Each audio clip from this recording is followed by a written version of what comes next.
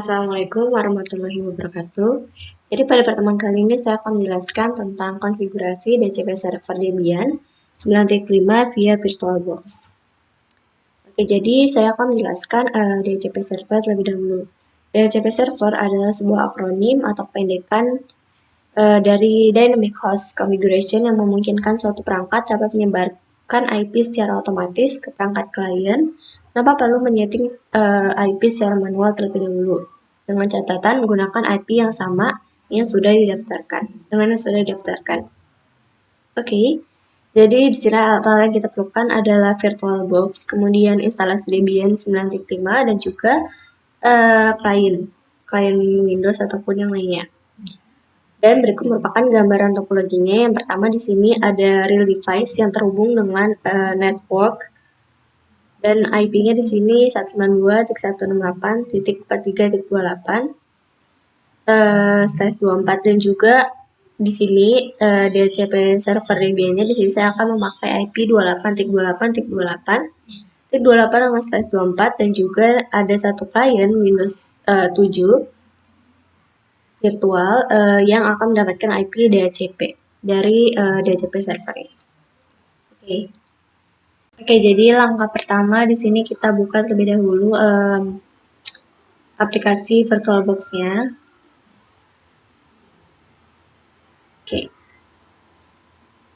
Nah, setelah kita buka di sini kita pilih Debian yang sudah kita install sebelumnya. Kemudian klik setting. Di sini saya akan memakai dua network. Yang pertama bridge adapter yang untuk mengarah ke koneksi internetnya. Kemudian adapter 2 kita pilih yang host only yang nantinya akan kita hubungkan dengan klien. Ini jangan lupa untuk memilih yang allow all dan checklist cable connect-nya. Kemudian kita klik OK. Selanjutnya kita klik start.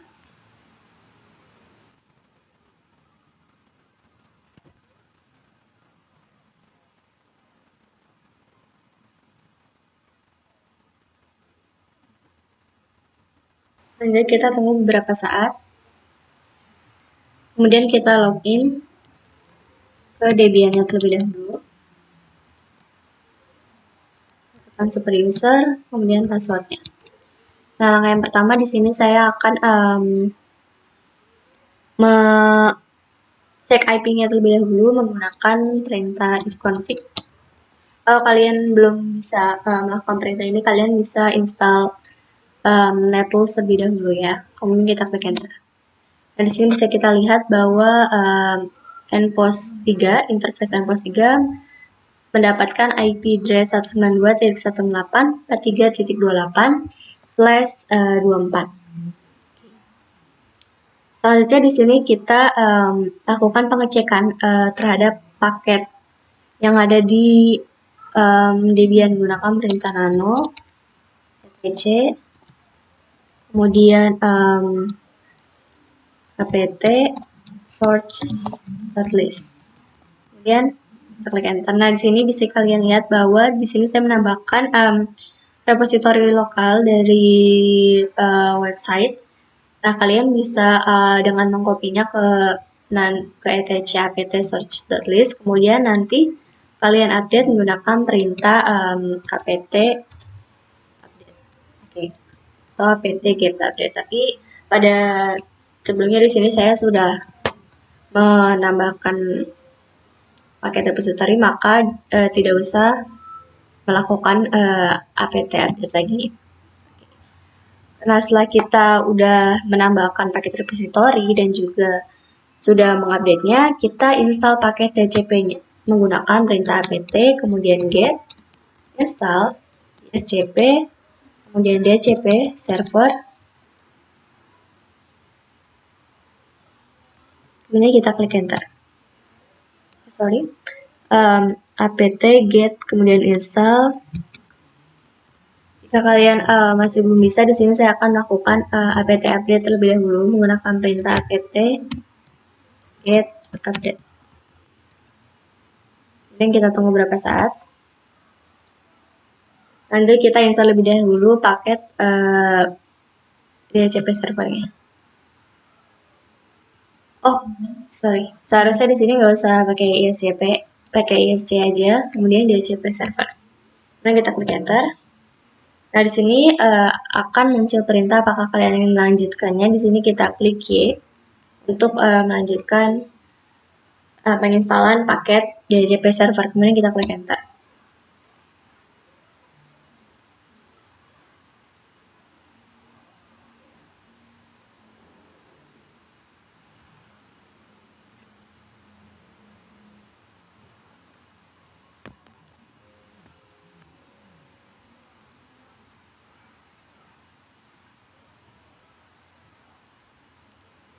Oke, langkah berikutnya setelah kita menginstal paket DHCP server, di sini kita akan masuk ke dalam direktori DHCP yang terlebih dahulu menggunakan perintah cd DHCP.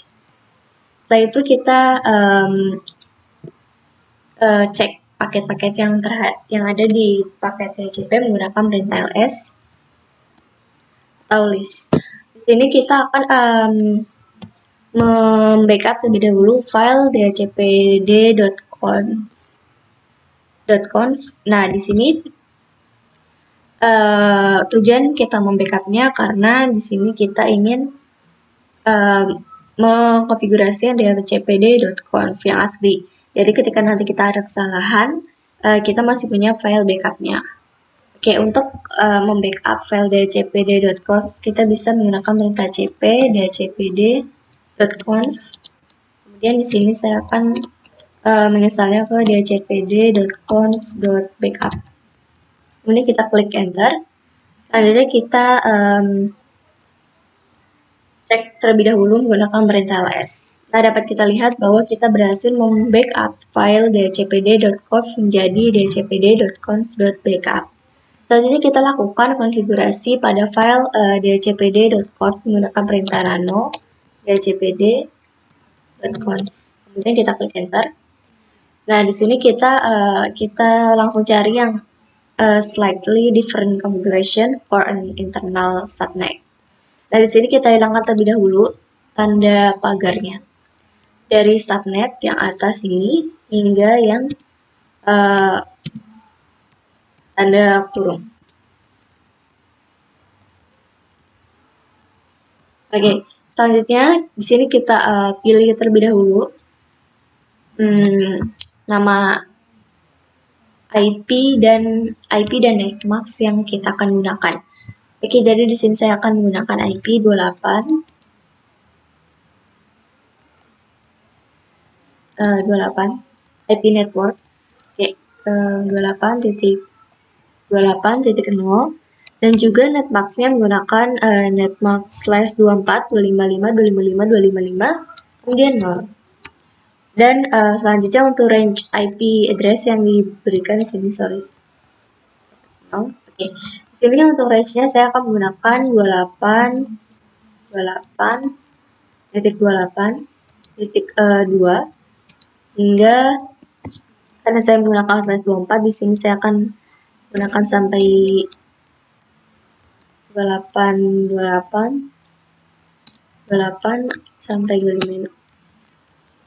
Oke, sehabis itu di sini kita masukkan nama domainnya yang kalian inginkan. Di sini saya akan memakai midafafyanka.com. Dan selanjutnya untuk domainnya kita masukkan lagi midafafyanka.com.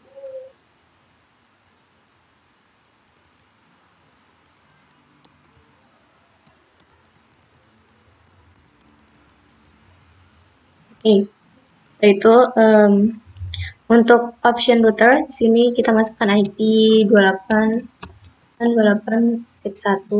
untuk server IP-nya, dan juga untuk broadcast server di sini masukkan 288.255. Untuk default baseline kita gunakan secara default aja, dan juga max list time-nya secara default saja. Oke.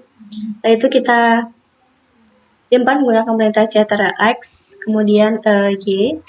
Untuk menyimpannya, kemudian kita klik enter.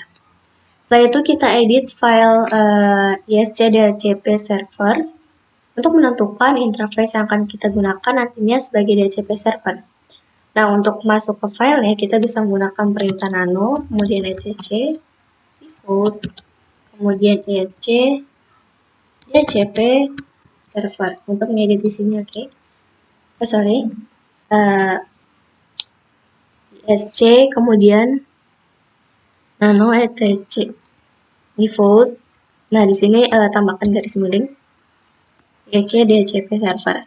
Nah, di sini kita masukkan interface yang kalian gunakan di interface 4.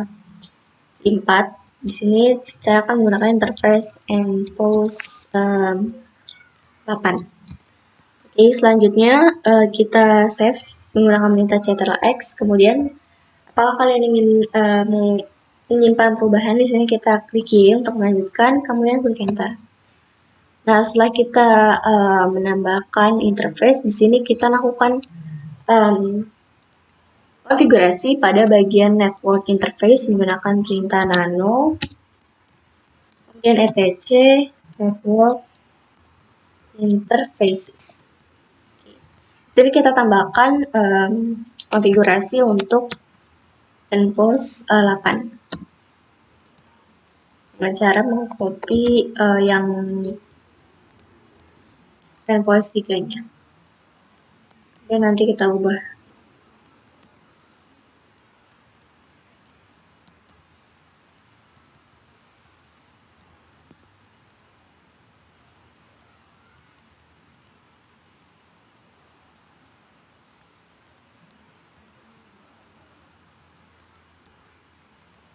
Oke. Di sini DNS servernya saya akan menambahkan IP open source atau IP google.com 8.8.8.8. Dan juga di sini kita ganti menjadi interface npost 8. Oke, selanjutnya IP address yang digunakan di sini adalah 28.28.28.28, gateway-nya 28.28.1, 28.28.28.1, dan selanjutnya untuk DNS server di sini kita pakai 28.28.28.1 dan DNS name servernya tambahkan DNS IP open source 8.8.8.8. Setelah selesai, kita simpan konfigurasi network interface menggunakan perintah ctrl-x. Kemudian untuk melanjutkan, kita klik Y, kemudian klik enter. Selanjutnya kita lakukan ganti file resolve.conf-nya menggunakan perintah nano etc resolve.conf. Kemudian di sini saya akan menambahkan name server ganti menjadi 28.28.28.1 dan juga tambahkan IP open source-nya 8.8.8.8. Juga jangan lupa untuk menambahkan domainnya idavavienka.com. Setelah itu kita simpan menggunakan perintah ctrl-x. Untuk melanjutkan, kita pilih Y dan enter. Oke, langkah selanjutnya di sini kita akan restart networknya terlebih dahulu menggunakan perintah etc init.d networking restart. Kemudian kita cek networknya menggunakan perintah ifconfig. Oke, di sini masih belum terlihat IP yang kita buatnya. Nah, di sini saya akan restart terlebih dahulu file resolve.conf-nya sebelum merebootnya. Gunakan perintah etc init.d resolve.conf.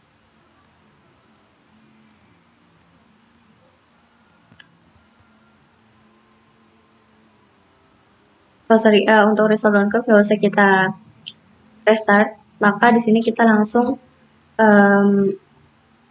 mereboot atau merestart ulang paket Debian-nya. Kita ketik reboot, kemudian tunggu hingga kita masuk lagi ke paket Debian-nya. Oke, selanjutnya kita masuk lagi ke Debian.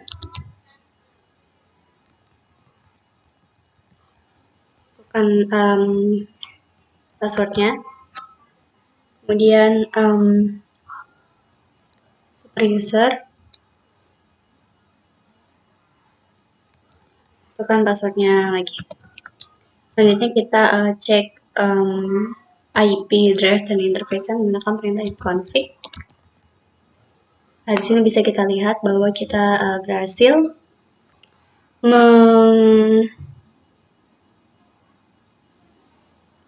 mengkonfigurasi IP address MPOS 3 menggunakan 92.168.4.328 dan MPOS 8 menggunakan 28.28.28.28. Oke, selanjutnya kita melakukan restart terhadap paket DCP server menggunakan perintah system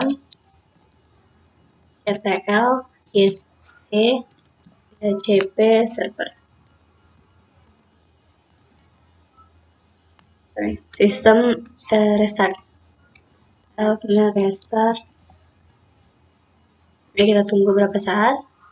Nah, kemudian kita atur network yang kita pakai. Di sini kita klik network setting.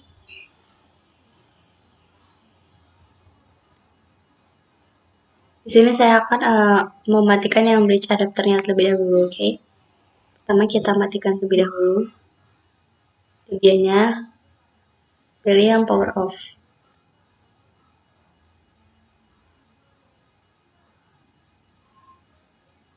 Selanjutnya kita klik setting.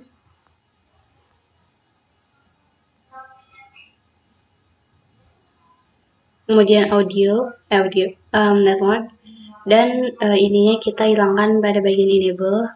Kemudian kita klik setting lagi, kita klik network, dan keduanya kita pilih host only yang virtual hostbox ethernet adapter hashtag 2, dan sini jangan lupa di allow all. Ini kita klik OK. Dan juga pada bagian klien satunya di sini saya menggunakan adapter VirtualBox host only adapter. Kemudian nyalakan DNS-nya. Kemudian kita klik start.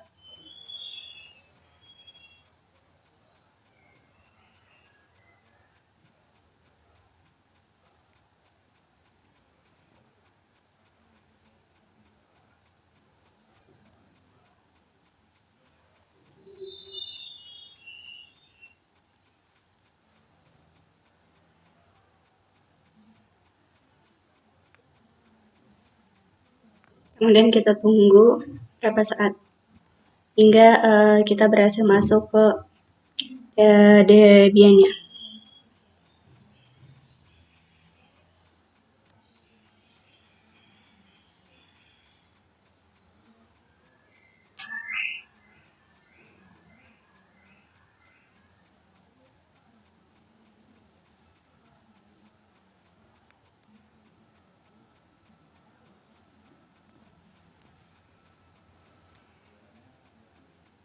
Ini kita setelah kita berhasil menyalakan Debian-nya, kita balik ke klien, kemudian ke local area connection, kemudian properties, internal protocol version 4, kemudian properties, dan kita obtain bagian IP address automatically. Dan di sini kita setting IP DNS-nya. Kemudian kita klik OK, kemudian close. Dan kita klik pada bagian details. Oke, di sini kita disable dan enable terlebih dahulu. Disable. Kemudian kita enable. Dan kita tunggu beberapa saat. Kemudian kita klik lagi local area connection, kemudian details. dapat dilihat di sini bahwa internet klien telah mendapatkan domain name di navienka.com sesuai dengan konfigurasi yang kita lakukan, dan juga IP address-nya dapatkan IP 282882 dan /24 default gateway 28.28.28.1, DHCP server 28.28.28.28, dan juga DNS server 28.28.28.28. Kemudian kita close dan close. Oke, sekian. Kalian juga bisa mengecek pada bagian Debian. Kita login terlebih dahulu. Dan password, user, password lagi, dan kemudian kita cek menggunakan perintah IP DHCP server di Spring.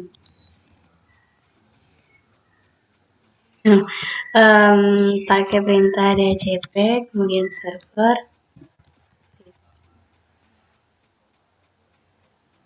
DHCP list. Nah, di sini bisa kita lihat bahwa terdapat dua klien yang terhubung di sini. Pertama klien yang kita gunakan, dan juga sepertinya klien yang ada di